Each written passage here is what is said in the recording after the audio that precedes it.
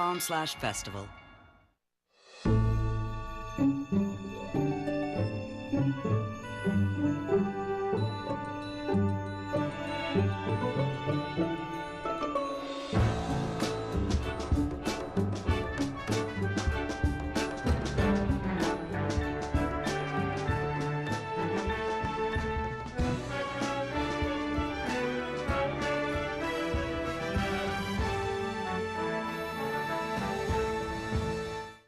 Hi, I'm Robert Osborne. You know, we're getting very close to the finish line of our 15-week journey through the documentary series, The Story of Film, An Odyssey.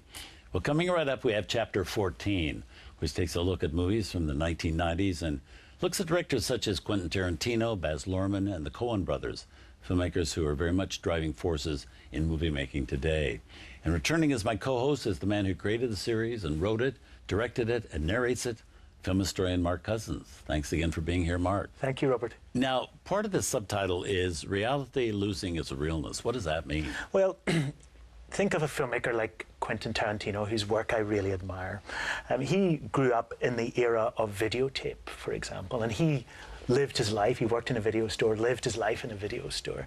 And for the first time in movie history, you get people whose reality has been movies and whose films are about movies. You could say Quentin Tarantino's films are about movies. You could say Martin Scorsese's Goodfellas, which came at the beginning of this era, is sort of about movies. You know, it's got lots of movie references in it. You could say that the Coen brothers films are about Preston Sturges films, etc. So for the first time, we've got filmmakers whose reality was a kind of cinema.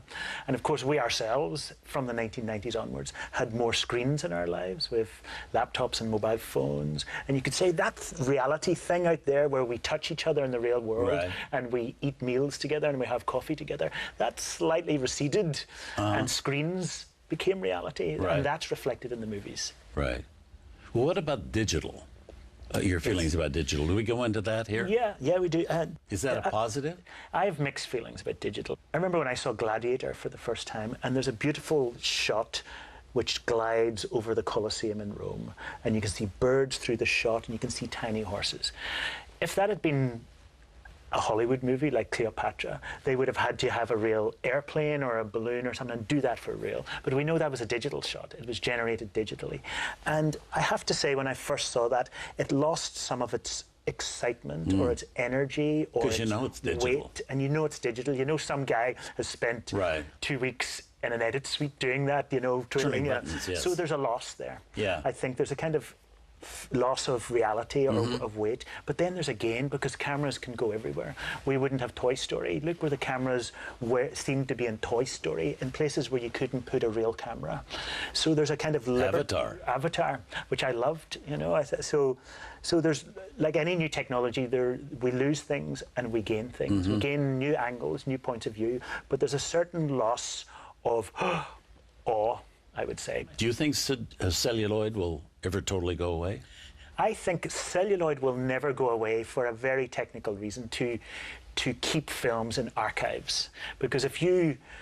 I remember Thelma Schoonmaker, who, as you know, does Martin Scorsese's editing. She was talking about Age of Innocence. They're a great film.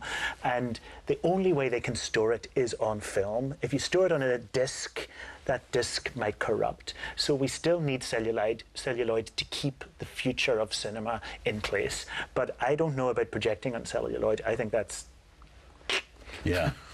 Well, let's have a look. And don't forget to join us next week for the final chapter in this documentary journey we began last September.